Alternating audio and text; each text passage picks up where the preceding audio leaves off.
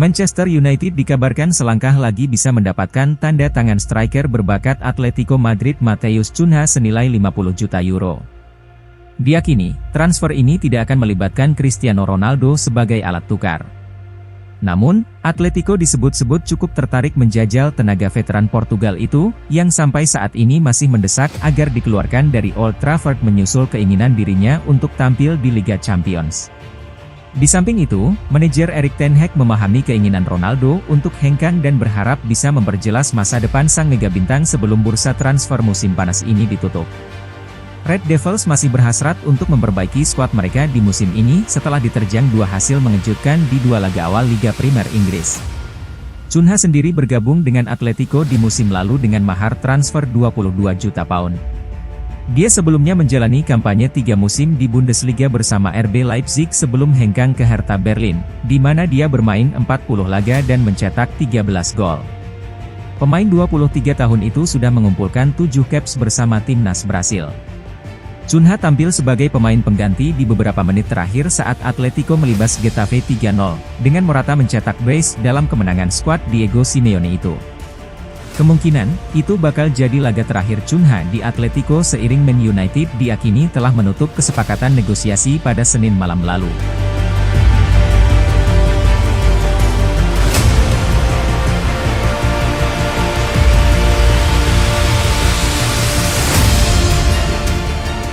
Keluarga Glazer sebagai pemilik Manchester United dikabarkan siap menjual klub yang bermarkas di Old Trafford tersebut. Hal ini menyusul situasi tim berjuluk Setan Merah yang terpuruk di awal musim 2022-2023. Sudah bukan rahasia lagi jika supporter Manchester United sangat ingin keluarga Glazer hengkang dari klub kesayangan mereka. Banyak alasan yang melatar belakangi keinginan fans ini. Tekanan kepada keluarga Glazer semakin gencar datang dalam beberapa musim terakhir, seiring dengan anjloknya prestasi Manchester United secara drastis.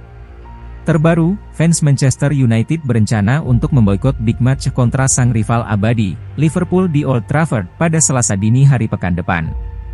Kampanye ini dimaksudkan sebagai bentuk protes pada pemilik Manchester United, keluarga Glazer. Fans ini muak dengan cara sang pemilik menjalankan klub kesayangan mereka. Salah satu sosok yang getol menyuarakan kampanye ini adalah seorang supporter bernama Aidan Walsh. Akun media sosialnya yakni Aidan Walsh Move memiliki banyak pengikut, mencapai lebih dari 185.000 orang. Melalui akun itulah, ia meminta para fans Man United agar memboikot laga MU kontra Liverpool akhir pekan nanti. Ia ingin para supporter tak menghadiri laga big match tersebut. Keluarga Glazer pun semakin tertekan dan kini mereka diklaim siap melepaskan kepemilikan Manchester United kepada pihak lain. Namun, harganya tentu tidak murah. Seperti dilansir The Mirror tahun lalu, keluarga Glazer kabarnya hanya bersedia menjual Manchester United dengan harga 4 miliar pound sterling, atau setara dengan kurang lebih 71 triliun rupiah. Baru-baru ini muncul kabar yang menyebut bahwa mantan anggota Dewan Direksi Manchester United, Michael Crichton berencana membentuk sebuah konsorsium untuk membeli Setan Merah dari keluarga Glazer.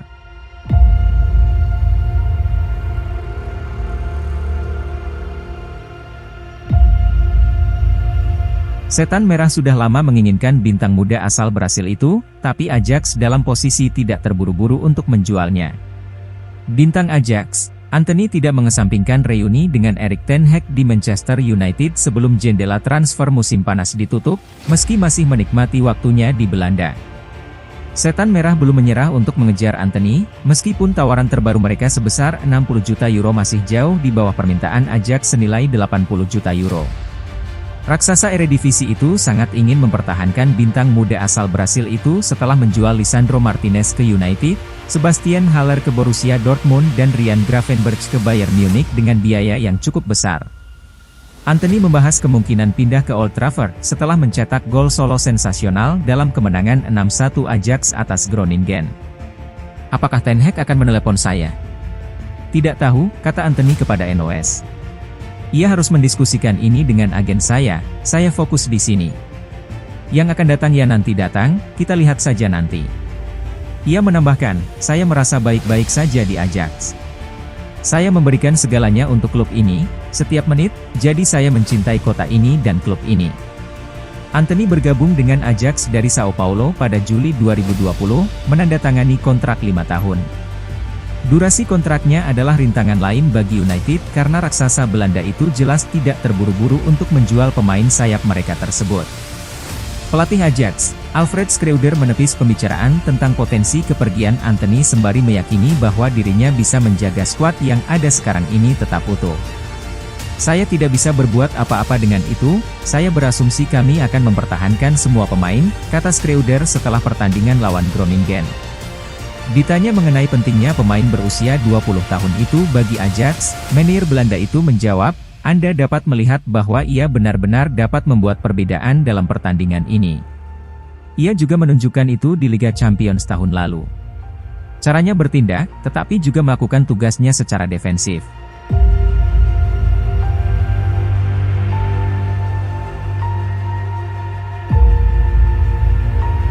Lisandro Martinez ikut-ikutan masuk dalam pusaran kritik orang-orang terhadap penampilan buruk Manchester United. Pemain yang baru saja dibeli dari Ajax Amsterdam dianggap oleh ex-gelandang Liverpool Jamie Redknapp tidak layak bermain sebagai bek tengah. Martinez diketahui hanya setinggi 175 cm. Ukuran yang tidak lazim bagi para bek tengah yang biasa berpostur menjulang di atas 185 cm. Martinez juga dinobatkan sebagai bek tengah terpendek di Liga Inggris 2022-2023. Namun, Erik ten Hag yang pernah bekerja sama dengannya saat di Ajax selalu percaya akan kemampuan pemain asal Argentina tersebut. Ia pun direkrut dengan mahar 56,7 juta pound sterling. Martinez langsung dapat tempat utama di jantung pertahanan Man United, berduet dengan Harry Maguire dalam 2 laga perdana. Hasilnya, pertahanan setan merah dibobol 6 kali. Redknapp menganggap bahwa dengan posturnya tersebut, Martinez tidak akan bisa berkompetisi di liga sekelas Liga Inggris. Sepak bola yang mengandalkan fisik ini akan membuatnya kesulitan. Jika tim kalian ingin merekrut seorang bek tengah dengan postur sekitar 175 cm, maka dia tidak akan bisa berkompetisi di liga ini, ungkapnya kepada Sky Sport. Mungkin dia akan baik-baik saja di Liga Belanda karena tidak mengandalkan fisik seperti saat bermain di Liga Inggris yang nyaris selalu mengandalkan fisik setiap minggu.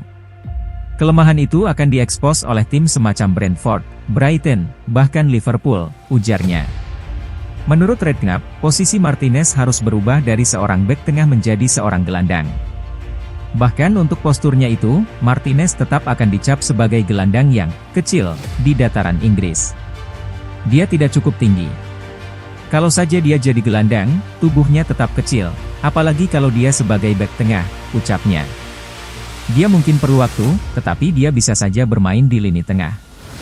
Secara teknik, dia adalah pemain yang bagus.